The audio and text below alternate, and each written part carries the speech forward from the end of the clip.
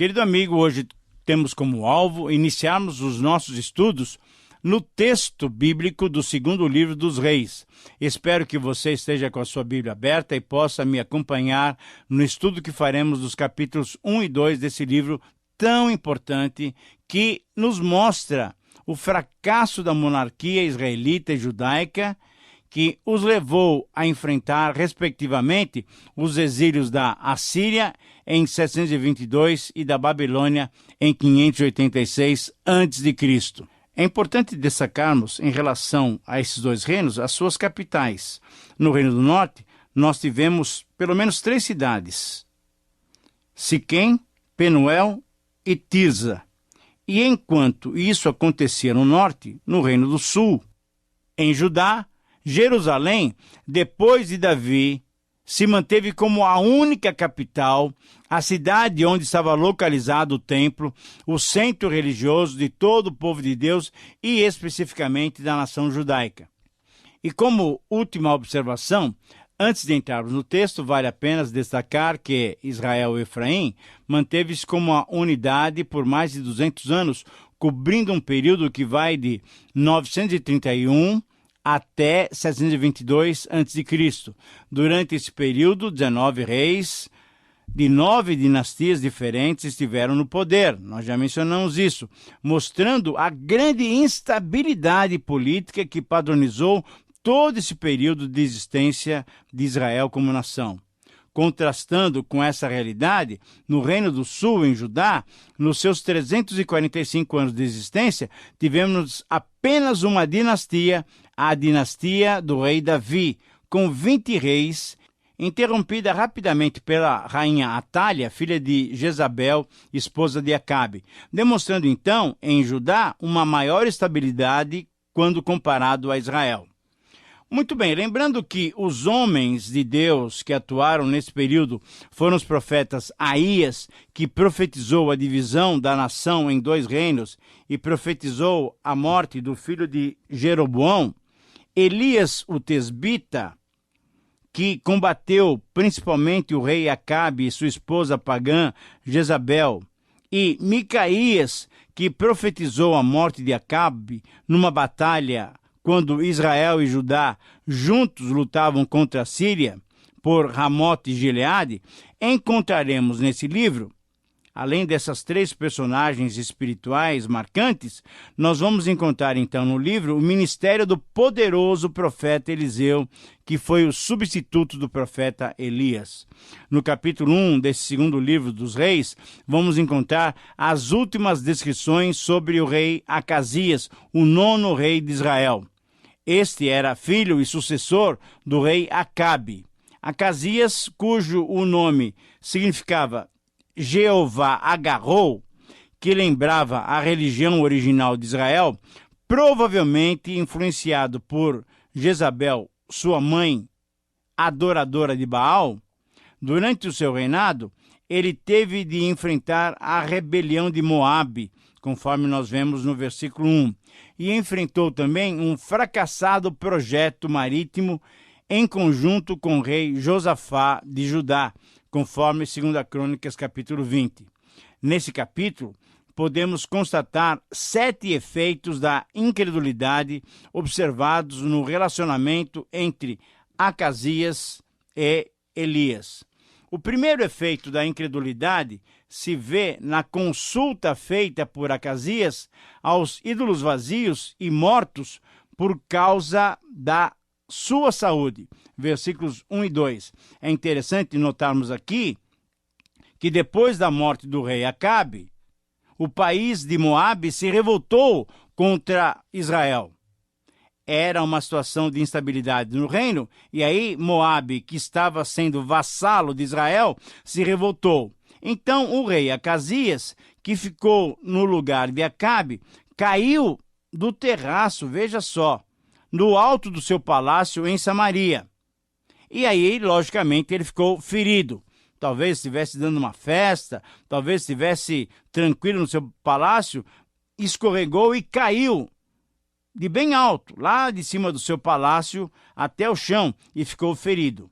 Ficou muito ferido, e então mandou que alguns mensageiros fossem consultar Baal-zebube, o deus da cidade filisteia de Ecrom, a fim de saber se ia ficar bom, a fim de saber se ia sarar. Agora, o que se destaca nesse ponto é que o rei Acasias era rei de Israel. Israel era povo de Deus, mas ele manda consultar um ídolo morto e vazio. Em segundo lugar, o segundo efeito da incredulidade se vê no confronto entre o profeta Elias e os mensageiros do rei Acasias, versículos 3 a 4.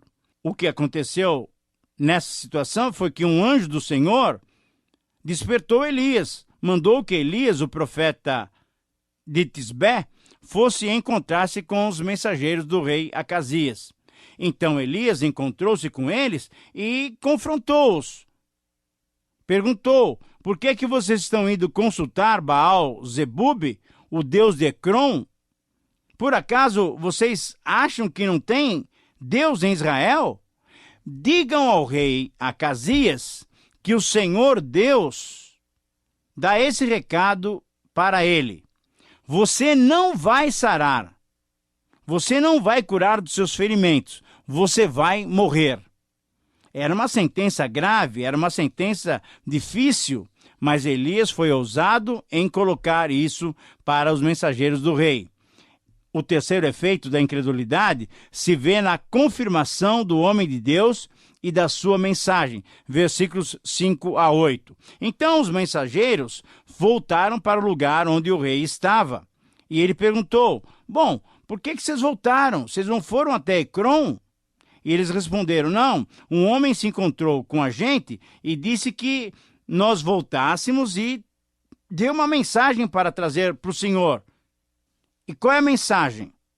A mensagem é que você está mandando mensageiros para consultar Baal-zebube? Será que você pensa que não há Deus em Israel? Essa era a mensagem que Elias tinha mandado para o rei Acasias. Mas a mensagem continuava. E Deus de Israel, então, manda dizer, imagina você, querido amigo, os mensageiros falando isso para o próprio rei. O rei, que tinha poder de morte, podia matar a qualquer um deles, porque era uma mensagem confrontadora. Mas a mensagem continuava. O Deus de Israel manda dizer a você, ó rei, que você não vai sarar, você não vai ficar curado dos seus ferimentos, você vai morrer. Bom, diante dessa sentença dura, o rei quis saber quem era aquele homem que estava dizendo essas coisas. E o que aconteceu é que os mensageiros descreveram quem? Descreveram o profeta Elias. Eles disseram: olha, ele era um homem que estava usando uma capa de pele de animais e estava amarrado até com um cinto de couro. Então, Acasias decifrou: é Elias, aquele profeta duro. Dos versículos 9 e 10, nós encontramos o quarto efeito da incredulidade. Se vê então no castigo contra os mensageiros do rei incrédulo. Versículos 9 e 10 mostram o seguinte: o rei mandou que um oficial fosse com 50 soldados prender Elias. O oficial o encontrou sentado no alto de um morro e disse o seguinte: o homem de Deus, o profeta de Deus, Elias, o rei mandou você descer daí. E Elias respondeu: se eu sou um homem de Deus, venha fogo do céu e mate você e os seus soldados. Você deve imaginar que situação aquele comandante se encontrava. Ele estava obedecendo às ordens do rei e se confronta com um profeta poderoso pelo Senhor. E no mesmo instante, diz o versículo 10, desceu fogo do céu e matou o oficial e os seus 50 soldados. Que situação! Em quinto lugar, então, o efeito da incredulidade se vê no castigo contra outros mensageiros do rei. Querido amigo, como nós podemos perceber, muitas vezes nós somos duros e mesmo diante de uma manifestação poderosa de Deus, nós continuamos insistindo em algumas atitudes totalmente erradas. O rei enviou um outro oficial com 50 soldados. Ele subiu, encontrou Elias e disse a mesma mensagem: Homem de Deus, profeta Elias, o rei ordenou que você desça daí agora mesmo. E você pode imaginar qual foi a resposta de Elias? Elias respondeu exatamente a mesma coisa. Se eu sou o homem de Deus, que venha fogo do céu e mate você e os seus soldados. E no mesmo instante, o que aconteceu? O fogo de Deus desceu e matou o oficial e seus soldados. Eu queria destacar aqui um detalhe. Não era vingança pessoal de Elias, mas pelos dois textos, no versículo 10 e no versículo 12, era o fogo de Deus, era o fogo do céu que descia e matava aqueles homens iníquos. Ora, isso demonstrava que era o julgamento divino sobre a vida do rei Acasias. Em sexto lugar, o sexto efeito da incredulidade se vê na compaixão do profeta Elias para com o terceiro grupo de mensageiros que o rei Acasias lhe enviava. Versículos 13 a 15. Esse detalhe aqui é interessante, nós devemos notar.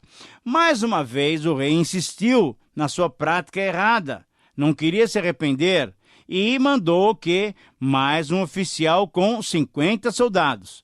Esse oficial novamente subiu no morro e aí, tendo conhecimento do que tinha acontecido com seus dois ex-colegas, ele se ajoelhou e, em frente de Elias, pediu: Homem de Deus, por favor, não acabe com a minha vida, nem com a vida desses meus 50 homens. Os outros dois oficiais e os seus soldados foram mortos. Mas tenha pena, tenha dó de mim, por favor. E aí o anjo do Senhor disse a Elias: desça com ele e não tenha medo.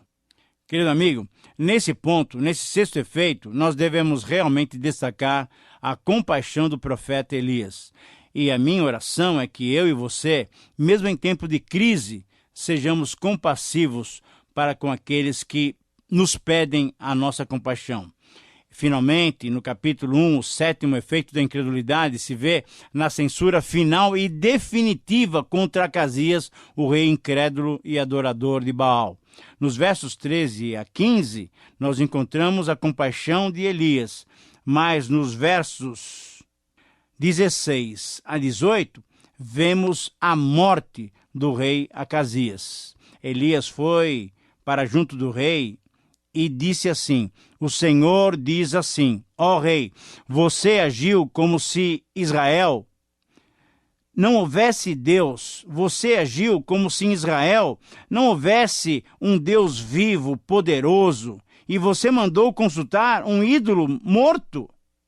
Por isso você não vai ficar bom e você vai morrer. Querido amigo, que palavra contundente de um profeta diante de um rei. E conforme o versículo 17, o texto é claro: e Acasias morreu, como o Senhor tinha dito por meio do profeta Elias. Que eu e você possamos consultar sempre o nosso Deus vivo, esquecendo completamente, tirando completamente qualquer idolatria, qualquer incredulidade de nossas vidas. Muito bem, depois dessas ações do profeta Elias, conforme o verso 1, era o tempo em que ele deveria deixar esta vida para estar com o Senhor. Na sua despedida, ao passar as suas responsabilidades para Eliseu, é possível então observarmos 7 passos na transferência do ministério profético entre Elias e Eliseu. Vamos agora então prestar atenção no estudo do capítulo 2 do segundo livro dos Reis. O primeiro passo da transferência do ministério se vê nos avisos da partida de Elias pelos profetas da escola de Betel, visitada exatamente por Elias e por Eliseu. É interessante que nos versos 1 a 6, nós encontramos exatamente esse relato. Eliseu e Elias estavam indo para visitar essa escola de profetas. E esses profetas anunciaram ou perguntaram para Eliseu se Elias seria retirado deles. Você sabe que hoje o Senhor vai levar o seu mestre para longe? E Eliseu respondeu: sim, eu sei. Então Elias disse a Eliseu: fique por aqui, porque o Senhor me mandou até ir em Jericó. Mas Eliseu era um homem comprometido, tinha sido chamado e queria estar com o seu mentor espiritual. E Eliseu falou: não, eu quero ir com você, eu juro pelo Senhor que eu não o deixarei. E assim os dois foram até Jericó. Um outro grupo de profetas foi falar com Eliseu e perguntou: você sabe que o Senhor vai levar hoje o seu mestre para longe de você? E Eliseu respondeu novamente: eu sei, sim, eu sei, mas não vamos falar nisso agora não. Então Elias disse a Eliseu: fique por aqui, porque o Senhor me mandou ir até o Rio Jordão. E Eliseu, novamente comprometido, ele disse: não, eu juro pelo Senhor e pelo Senhor Deus, que não o deixarei. Querido amigo, esse primeiro passo da transferência de ministério se vê então nesses avisos de partidas de Elias. Os profetas foram comunicando a Eliseu que isso aconteceria. No versículo 7 a 10, nos versos 7 a 10, o segundo passo da transferência de ministério se vê no apelo de Eliseu, que desejava uma porção dobrada do Espírito do Senhor para o ministério. Então eles saíram e os 50 profetas o seguiram até o Rio Jordão. Elias e Eliseu pararam perto do rio e os profetas ficaram de longe olhando. É interessante essa cena. Aí Elias tirou a sua capa, ele enrolou-a como se fosse um bastão, você pode imaginar a cena, e bateu com essa capa na água. E a água, o que aconteceu? Veja aí na sua Bíblia, no versículo 8. Ela se abriu, e Elias e Eliseu passaram pelo Rio Jordão a seco, em terra seca. Aí Elias disse a Eliseu: diga o que você quer que eu faça, antes que eu seja levado embora. Tinha havido os avisos e agora Elias mesmo comunicava a Eliseu que ia embora. Mas, numa atitude de muito carinho, muito amor para com seu discípulo, Elias então perguntou: o que você quer que eu faça para você? O que você quer nessa minha despedida? E em terceiro lugar, o terceiro passo da transferência se vê exatamente nesse pedido, no afastamento de Eliseu, que viu subindo aos céus num carro de fogo puxado por cavalos de fogo. O que aconteceu foi muito interessante. Elias disse o seguinte: peço o que você quiser, e Eliseu então, aquela famosa frase que nós já conhecemos: eu quero receber uma porção dobrada do Espírito do Senhor.